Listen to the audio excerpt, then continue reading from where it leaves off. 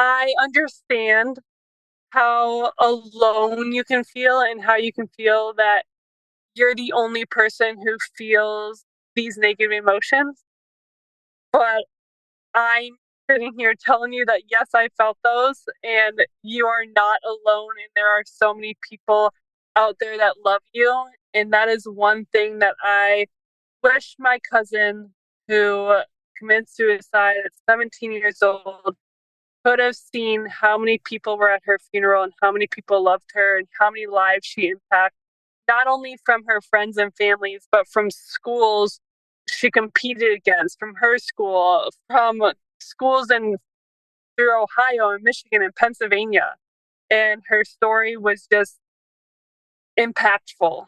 And so you may feel like you're alone, but please believe me that you are not alone and people out there love you.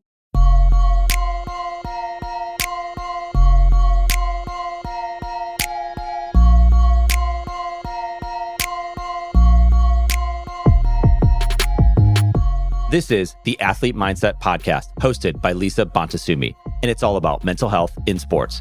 This podcast is presented and produced by Sports-epreneur, part of the CASSource Network. This podcast series is a space for conversations with athletes, coaches, practitioners, and stakeholders in sports. And it's where those individuals share their perspectives, experiences, and thoughts on mental health in sports.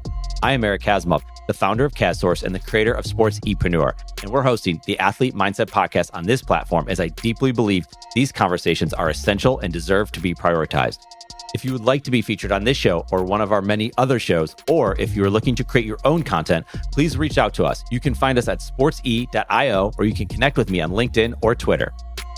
Lisa Bontasumi is a psychotherapist and mental performance consultant to high-performing athletes at the youth, collegiate, and professional levels. She's the first ever mental health and performance coach for Oakland Roots SC, a men's professional soccer team in the USL. Lisa is the founder and CEO of Ath Mindset, and she's the host of this podcast, Athlete Mindset.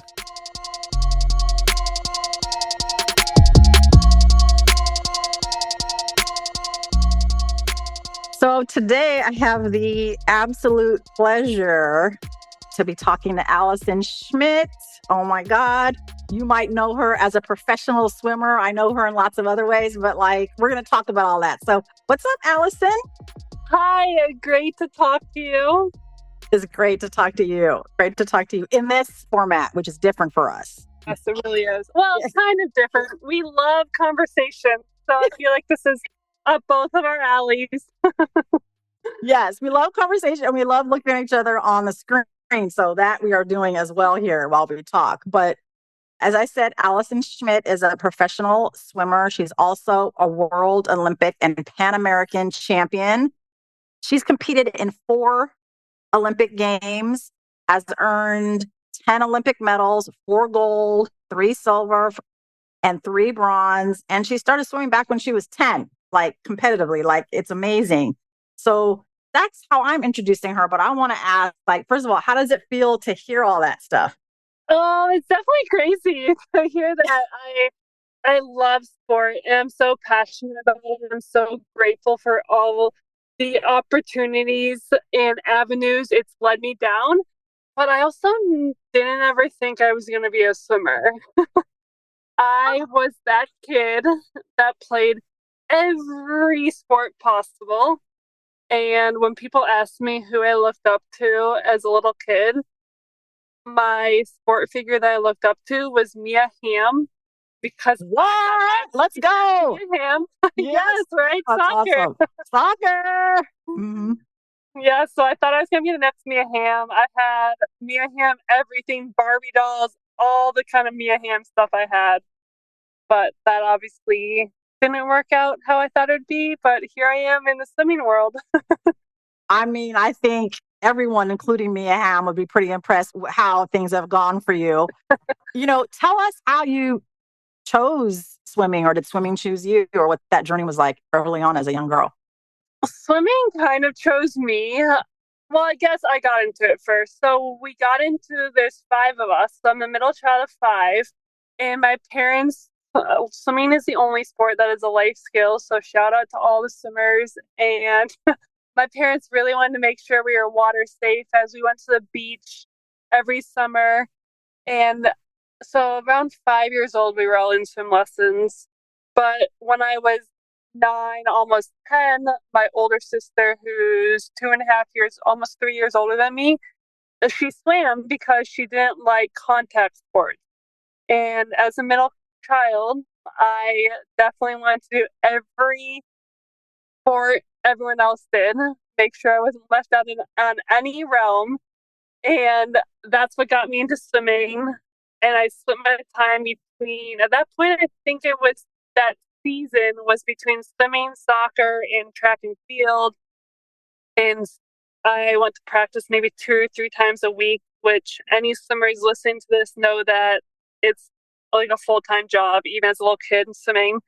So I was not really welcomed into the swimming community, I feel like. Why? What do you say that? You weren't welcomed? What do you mean? I was more, I liked soccer more, and Okay. soccer was 3 times a week. And so I never missed a soccer practice. But because swimming 6 times a week, I would go 3 times a week to swim practice. And so Gotcha. I didn't get as close with the girls or the kids on the team. Yeah. So then on my last swim meet, it was a championship swim meet, and this girl talked to me there, one of the girls on the team, and her name is Monica. But at the time, at 10 years old, I had never heard the name Monica, and I was just so excited to be friends with this girl. I got in the car after the meet, and I told my sister I made a friend, and she asked me what her name was, and I said, I have no idea, but it starts with an M. And she said, well, some friend she is, you don't even know her name. I signed up for the swim team again, just so I could figure out this girl's name. And our parents really made us commit. If we're going to sign up, we could sign up for any sport we wanted, but if we signed up, we had to commit to that season. So I committed to that season, went back, found out this girl's name was Monica. We became best friends. We're still really best friends to this day. And that's kind of how I found swimming. Wow, that's a cool story. And it doesn't surprise me that it comes back to like relationships, people, like the sport is the way to connect or something you can do together. And if it wasn't for Monica, who knows what would have happened? Yes, I'm huge about relationships, and everyone always says how swimming's an individualized sport. And yes, no one else is really in your lane at your time. But I think it's such a team sport, and I know that I wouldn't have made it this far in swimming. I wouldn't have got up for the 5 a.m. practices. I wouldn't be doing the 40 hours a week of practice if it wasn't for them. And so definitely for me, it's a team sport, and finding that connection with your teammates, which at the end of the day, at the meet, I feel like I'm always more excited watching them and cheering on them than I am for my own races. Yeah, that's cool. That's so cool. Yeah, like just because you don't compete together doesn't mean you're not a team. And, you need each other when, you're not in the water. That's kind of almost even if you're on a relay, it's Yep. interesting that part. Yeah. Tell me about your journey at the World Olympic and Pan American levels. Like, if you were just to pause right now, like, what's one or two like stories that come from that journey?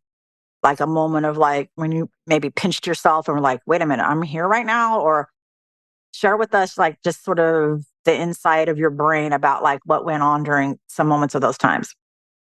Wow, that's a hard question. I mean, wow, I feel like when you first asked that question, the first thing that comes to my mind are funny stories I had with teammates. Uh-huh. Tell us And one. Tell us one. so You don't have to name names. You don't have to name names, but you can tell us one or two. I remember in 2012 Olympics, me and my roommate were pranksters, or so we called ourselves pranksters. And we would always try and pull these tricks on people because we thought it was funny at the hotel or at the Olympic Village. And a few of them that we did, one of them was we put water in a trash can and leaned it against the door so that when you open the door, it it completely soaked the inside of the room. Oh my God. Wow. Kids, Wow. maybe don't try that. Yeah. Don't try it at home or in your hotel, kids out there. Yes. Yes. Wow. We also, I remember they had these big box village, must have shipped a bunch of stuff there for other sports because in the village, every team is in the same village. And so it's basically a dorm room of all USA. And we sat at the elevator in these little boxes. And so when we would hear the ding of the door opening, we would jump out and scare people. So that's how we entertained ourselves. Yeah. There was time to be passed, and that's how you chose it. Oh my gosh. Yes. The Olympic Village, what's that like for an athlete? Like, what are the things that you remember about being in the Olympic Village after, 4 Olympic Games? It's a dorm. Anyone who's been to college or lived in the dorm experience understands what that dorm experience is. But it's a dorm filled with hundreds and thousands of athletes.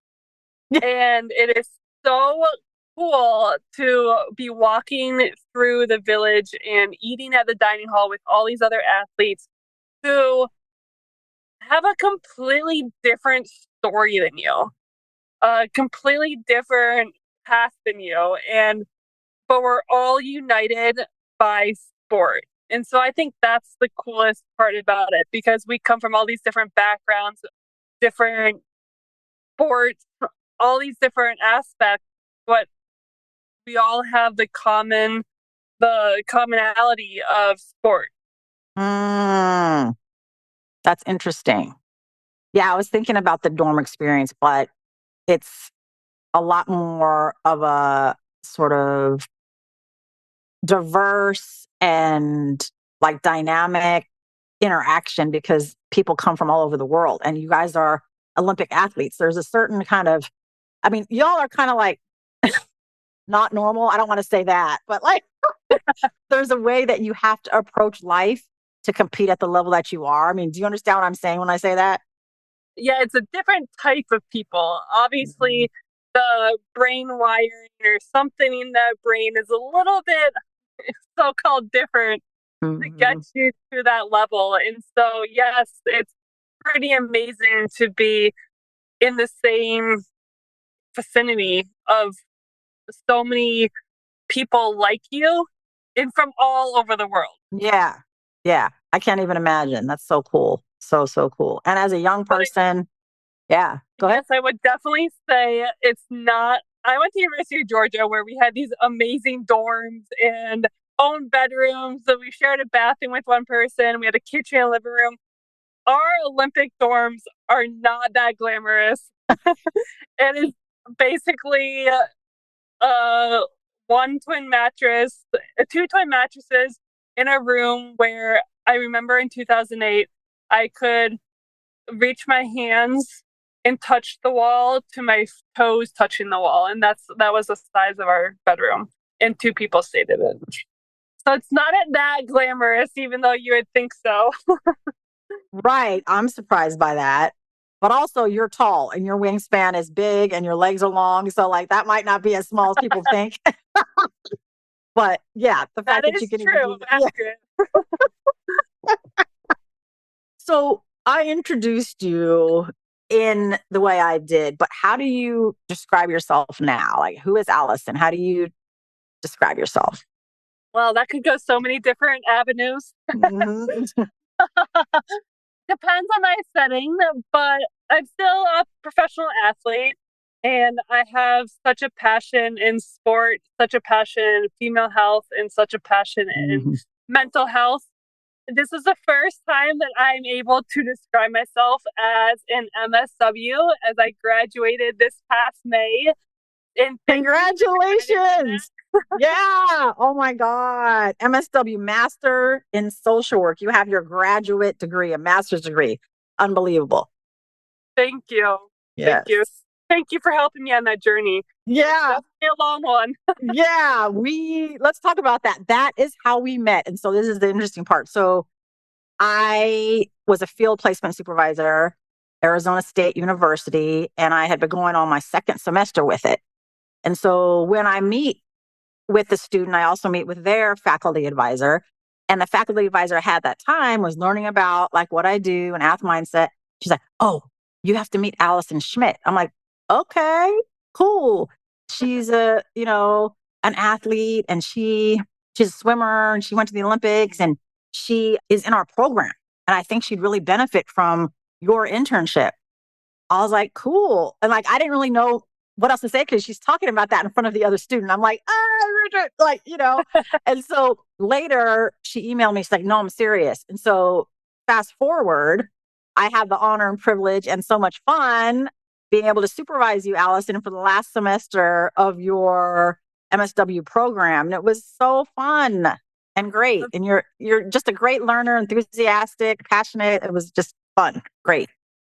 Thank you. I thought it was a lot of fun too. So I love hearing you say that. And I appreciate all your insight and knowledge.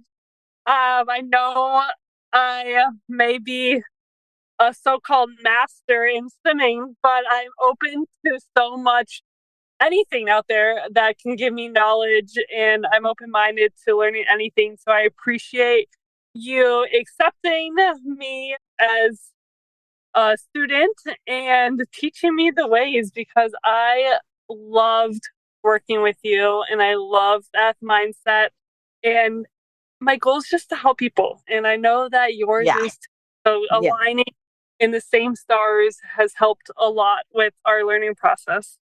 For sure. For sure. And I think, like you said at the beginning of this, like we love having conversations. We love to talk. We love to relate and build relationships, including our own. But as a former like World Olympic Pan American champion, professional swimmer still, what led you down the MSW route? Why the MSW? Oh, this is a great story. How much time do we have on this? Yeah, nah, unlimited, unlimited. So my whole life, I wanted to be in a profession that helped people. Mm-hmm. I thought that early on, I thought it was kinesiology until I figured out you have to take all these sciences. I was like, I love math, but not science. True, true. Then that turned into I was going to be a teacher, and I wanted to do early education in college. Being a student and an athlete, I wasn't able to do the internships that the other students were able to do. So I actually majored in psychology and minored in childhood and family development. Mm. My goal was to, when I finished swimming, to go and get my teaching degree for 6 months after I had my bachelor's degree, and then be a teacher. So in 2015, May 5th, 2015, I was 25 years old. I guess I was 24, almost 25 years old. And our family's life was kind of flipped upside down as I got the news that my 17-year-old cousin, who had a week after her birthday, was going on to play Division I basketball, and she had committed suicide. And so that really gave me a different outlook on life. And like I said, I knew I always wanted to help people. And being at her funeral, obviously funerals aren't easy for anyone or aren't fun. But being at her funeral, I knew this one was different. Like, I've always been a complete mess at funerals, even if I don't know the person. Like, my neighbor's grandma, I went to her funeral and I had to be carried out. I've never met the lady. I had to be carried out one time. Oh, wow. More than the family. Yeah. So I go to April's funeral and I just knew, like, in my heart, this isn't over. Her story's not over. We need to start talking about this, and we need to allow everyone that it's okay to not be okay. It's not okay to not speak about it. It's strong to reach out. That's not a weakness. Being vulnerable is a superpower. And so during that time, about a month later, at the end of May, I went to a swim meet, which was one of our series meets leading up to our trials. And I spoke about my experience with mental health as well as my family's experience and April's experience. And so that kind of started the ball of speaking about mental health for a year. Spoke about it. And I can speak on my experience. I love speaking about it. I love talking to groups about it. I can speak a lot on my own experience, but being able to go back to school and know the real science behind it and Mm. the real education behind it has helped me speak better about it, as well as helping others in their journeys. No, it's great. I thank you for sharing. I mean, these sort of pivotal moments in our lives can shape the rest of our lives. You were 15, she was 17. I was 25. You were Um, 25. You were 25. yeah, she's Pardon younger than me. me. Yeah. Yeah. And so at 25, that's when you started being open about your own story, her story. Yeah. Would you mind sharing a little bit about your story? Yeah. So I began feeling different. I think that's how Mm, I would describe it. Ever mhm, since a kid, I knew that I was different. I felt a lot more than other people and mm, really take their emotions on. mhm, At 22, coming back from 2012 Olympics, of course, it's a time to celebrate. And for me, and I'm very conscious about this, I mean, I'm the kid that at 10 years old didn't want to turn 10 years old because I felt like I was growing up too fast. So I'm a very mm, conscious person. And so at 22, when I was celebrating, and I understand it's not just me, it's everyone around me who supported me, who made sacrifices with me on this journey. And I wanted to celebrate with them. I came back with more success at that Olympics than I could have ever imagined. And a lot of people just in a piece. It was great because I had their support throughout the Olympics. The hardest part about that for me was people were scared of me. So I love hearing people's story and I love that connection and the communication with other people. But they would whisper, I'd hear whispering of, oh, there's Allison Schmitt, or just like, can we have a picture? And like run off, or you must be so lucky. I can't believe how this would feel. And they would tell me how I should feel or should be feeling. mm, And I didn't right. want to say anything. I felt grateful. I was very grateful for the success. I was very grateful for everything in my life. So I didn't want to express anything so called negative, quote unquote Mhm, negative, or what was mhm, negative, because I thought that was just me complaining. Kind of, I'd put a smile on when I was with people. I'd let them touch the medals, take pictures, whatever they wanted to do. And then when I was by myself, I just kept isolating and going into a deeper hole. And at this point, I would be skipping practices. I would not be answering my phone. I was very irritable. At one point, I remember because I lived with three other girls, I remember driving my car to the front so they wouldn't know my car was there. And I mm, hid inside my closet in college just so I could be alone and cry and not have to explain anything to anyone. mm, mm, And so I continued down that path because I was embarrassed to speak about it and thought that it was complaining until January of 2015. So the same year that my cousin committed suicide. I mhm, had a complete breakdown at a swim meet in January where I remember it was the 100 freestyle and my suit broke. My suit ripped, which suits rip all the time in swimming, but it ripped and I just snapped. And I put on my normal practice suit, so not the racing suit. And Bob said something to me about like, "Oh, you're not put on a race suit." And I remember snapping at him, and he was like, "Okay, like do what you want to do." I was just making a comment. It was mhm, oh, and I remember snapping at him. And then later in the meet, in the 400-meter freestyle, I visibly gave up and just stopped trying in the race. And when I mm, walked over to the coaches were there and Michael was there, where he looked at me and he wasn't competing at that time because he was on a ban with USA Swimming. But he looked at me, he said, "Hey, if you need help with anything, let me know. If like you want me to help or you want me to help you find help, I'm here for you. And at that point, broke down and started crying on deck and sat there for the next 2.5 hours talking to them about how I was feeling. And when I went back from that meet 4 days later, I went to my first psychologist and I had a positive experience with her.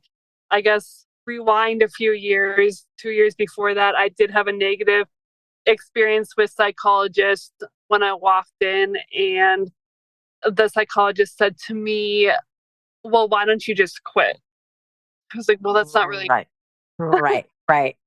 So I don't know if you've seen the movie Freaky Friday with Lindsay Lohan, but that's Yeah. my picture of what a psychologist was, is when someone just sits there behind the clipboard and says, well, how do you feel about that? Well, how do you feel about that? So those fine. I had a negative perception, but luckily that changed, and I still to this day speak to psychologists and absolutely love the tools that it has given me. And I am a huge believer in continuing that conversation even when I feel great.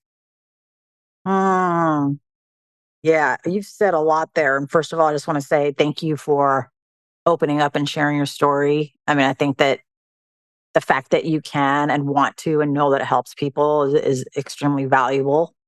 And I know it is. Anybody who's listening to this right now and sharing, like, oh, I was listening to that podcast episode with Allison Schmitt, and she talked about this, is like really, really can save a life. I mean, literally. So thank you for being so open. I mean, you've touched on a bunch of different things. I think that, yes, you're so welcome. I think that the experience of the sort of the high level athlete in the public eye, like you have been, can be so isolating. At the same time, it's almost like everyone knows me, but no one really knows me.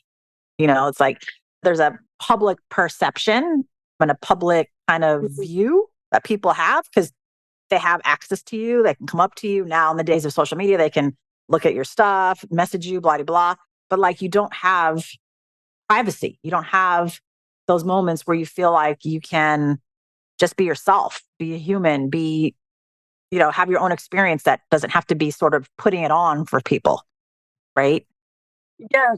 Yeah. And that's definitely, I think, is a key part of finding those people that you can be yourself with. And I credit my friends, my family, my boyfriend, and being that support for me, because I know that there's times when I might take something out on them, not purposely, but they take it with stride, and instead of taking it personally, really understand where I'm coming from or where that stems from and supporting me in that aspect instead of matching my heightened emotions.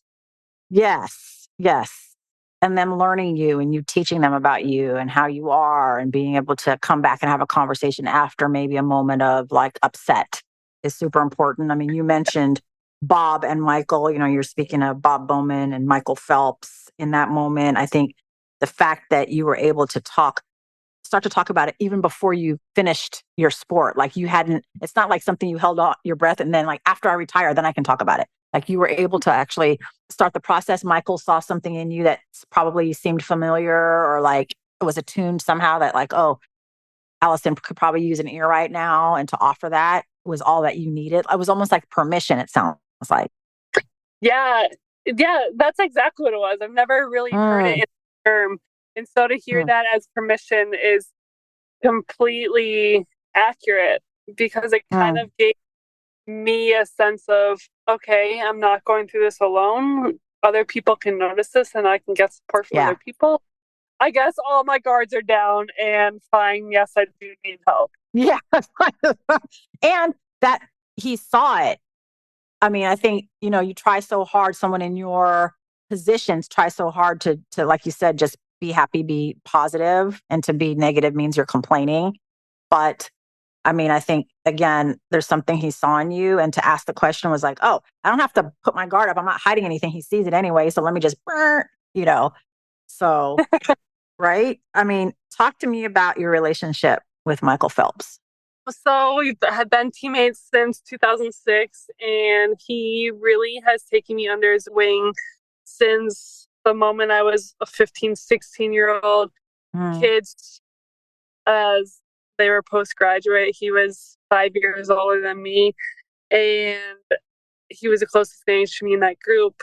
And he's definitely become a brother to me, and we're family, not blood related family, but the chosen family. Yes. And I have absolutely loved our whole journey. And even now, spending time with his wife and kids, it's been an absolute blessing to see the path that we have gone on and to be a part of each other's path. Yes. No, it's beautiful. It's beautiful.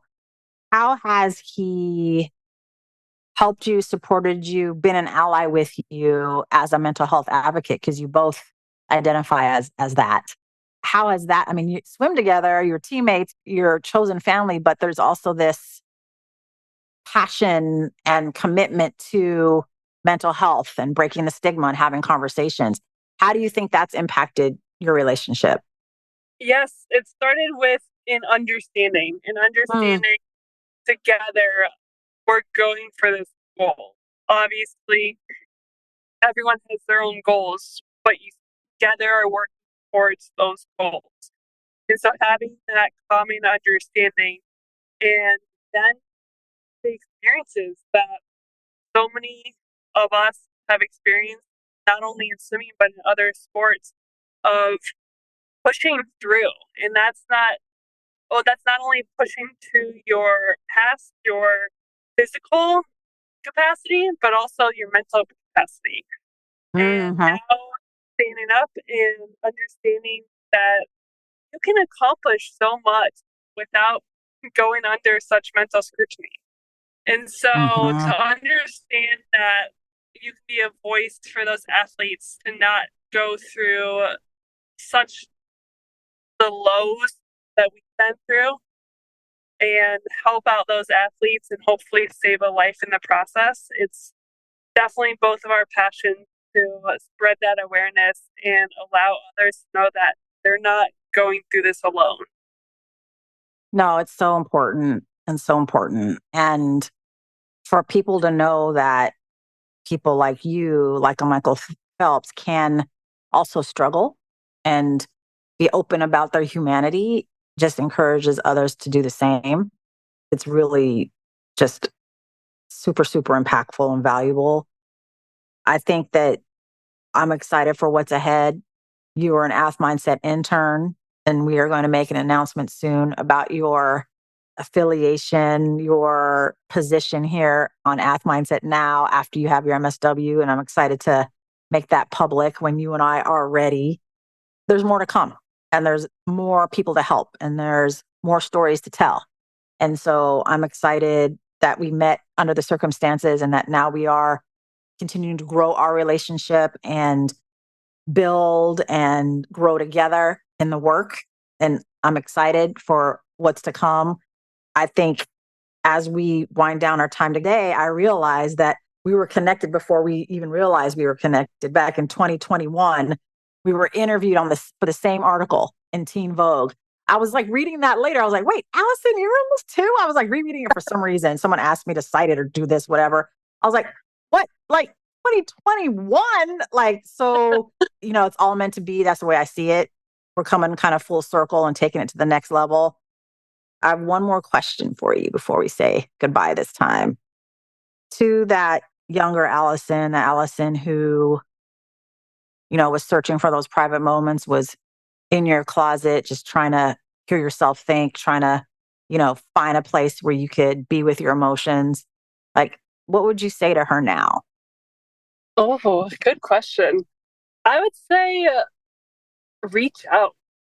That's the hardest step, but it is the most rewarding step. And it is the first step on that road to recovery. There's still going to be ups and downs on that road. I would love if it was a flat road, all downhill. But as we know, we are humans on this earth, and there's curves and hills that we have to go on. But to reach out and to really find those support systems that you can trust and feel at home with, because this is who we have to live with. Ourselves are who we have to live with. So if we can create a home within our own bodies and feel safe with those that we allow into our true home, is the biggest goal that I feel like anyone could have. No, that's amazing and so important. Reach out. Allison Schmitt and all of her accolades and accomplishments is you don't have to be alone in your emotions. Be able to know that receiving help and talking about it can actually prevent depression. It can prevent feeling suicidal, having ideas of suicide, dying by suicide. It can prevent that if you allow yourself to lean in and lean on. And I think that that's the best thing I've heard in a long time. And I'm so happy for you to share it, to reach out. You don't have to do anything alone. So Alison, thank you so much for your time. This is one of many of our conversations and more to come. I'm just excited. Yes. I'm just really appreciative of you. Yes, thank you so much. I love your messaging. I love talking to you, and let's keep changing the game. Let's keep doing it. Appreciate you. Bye. Bye. Thank you. Athlete Mindset is part of the CASSource Podcast Network. At CASSource, we love podcasts. In fact, we love building podcasts, everything from development to production. Because of all that, we're growing this one-of-a-kind podcast network. If you have a podcast or looking to launch a new podcast, then we should talk. You can message me on Twitter at Eric_Kaz, or hit us up any way that works for you by searching CASSource on your social media app of choice. Let's talk about your podcast joining this one-of-a-kind podcast network, the CASSource Podcast Network.